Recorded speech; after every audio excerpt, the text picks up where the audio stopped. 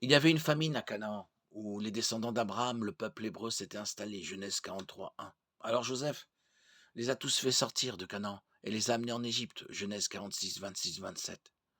Joseph a pu leur fournir de la nourriture parce qu'il était devenu gouverneur d'Égypte et qu'il était chargé d'acheter et de vendre de la nourriture.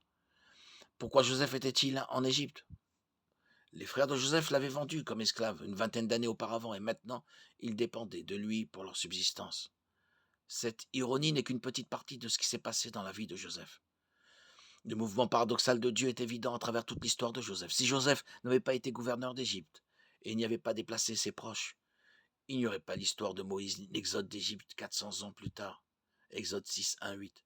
Si Joseph avait eu le choix de se faire vendre ou non comme esclave par ses frères, il est raisonnable de penser qu'il aurait dit non. Si Joseph avait eu le choix d'être emprisonné ou non sur la base de fausses accusations, là encore il aurait probablement dit non. Qui choisirait volontairement un tel mauvais traitement? Mais c'est en Égypte que Joseph a pu sauver sa famille et c'est en prison que la porte s'est ouverte sur le palais. Dieu annonce dès le commencement ce qui doit arriver. Ésaïe 46, 10, 11. Et nous pouvons être sûrs que chaque événement de la vie d'un croyant sert le plan ultime de Dieu.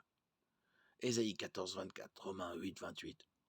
Pour nos esprits, la façon dont Dieu tisse des événements remarquables dans et à travers nos vies peut sembler illogique et au-delà de notre compréhension. Cependant, nous marchons par la foi et non par la vue. 2 Corinthiens 5, 7. Les chrétiens savent que les pensées de Dieu sont au-dessus de nos propres pensées et que les voies de Dieu sont plus élevées que les nôtres, comme les cieux sont élevés au-dessus de la terre. Ésaïe 55, 8, 9.